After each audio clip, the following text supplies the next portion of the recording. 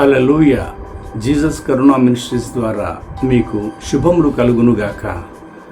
ఒకసారి ఒక తండ్రి తన కుమారుణ్ణి పెద్ద షాపింగ్ మాల్ తీసుకెళ్ళాడు.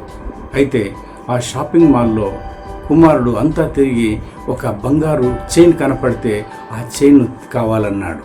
ఆ తండ్రి, నాన్న ఇది వద్దు, ఇది ఒరిజినల్ కాదు, నీకు మంచి తీసిస్తానంటే ఆ కుమారుడు, లేదు డాడీ నాకు ఇదే కావాలన్నాడు. సరే, నా కుమారుడు ఇష్టపడ్డాడు కదా అని ఆ తండ్రి ఆ కుమారునికి ఆ చైన్ తీసిచ్చాడు.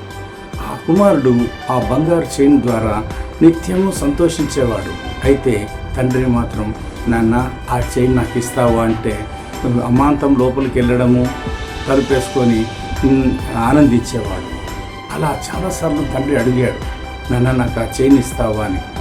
అయితే చివరిగా ఒకసారి తండ్రి, నాన్న ఆ చైన్ నాకు ఇస్తావా అంటే ఆ అబ్బాయి లోపలికి వెళ్ళి ఏం ఆలోచించాడో తిరిగి వెనక్కి వచ్చి, ఈ చైన్ కన్నా నా తండ్రి ప్రేమ గొప్పది అంటూ ఆ చైన్ను తండ్రి చేతిలో పెట్టాడు. డాడీ నువ్వంటే నాకు ఇష్టమని. అయితే ఆ రోల్డ్ గోల్డ్ చైన్ తీసుకున్న తండ్రి అదే చేత్తో నిజమైన బంగారు చైన్ను ఆ అబ్బాయి చేతిలో పెట్టేప్పుడు ఎంతో సంతోషించాడు. డాడీ డాడీ చాలా బాగుంది, ఎప్పుడు కొన్నావు? నువ్వు ఎప్పుడైతే దీన్ని ఇష్టపడ్డావో అప్పుడే ఈ చైన్ కొన్నాను అన్నాడు. మరి ఇప్పుడు ఇస్తున్నావు ఎందుకు? నేను ఈ చైన్ నీకు ఇవ్వడానికి చాలాసార్లు నాన్న ఆ బంగారు చైన్ నాకు ఇవ్వు అన్నాను, కానీ ఆ రోల్డ్ గోల్డ్ చైన్ ద్వారా నువ్వు ఆనందించావు. ప్రభునందు దేవుని బిడ్డలారా, ఇన్నాళ్ళు కూడా ప్రాణంగా ప్రేమిస్తున్నటువంటి దేవుడు, నిన్ను నన్ను ప్రేమిస్తున్నటువంటి దేవుడు అనేక సార్లు మనకు సమస్తాన్ని ఇవ్వడానికి తన చేతులలో ఉంచుకొని మన చుట్టూనే తిరుగుతూ ఉన్నాడు. మనమేమో ఈ లోకం అందించే తుచ్చమైన పనికిరాని వాటి కోసం మనం తిరుగుతూ దేవుడిచ్చే సంతోషాలను కాదని లోకంలో తిరుగుతున్నాం.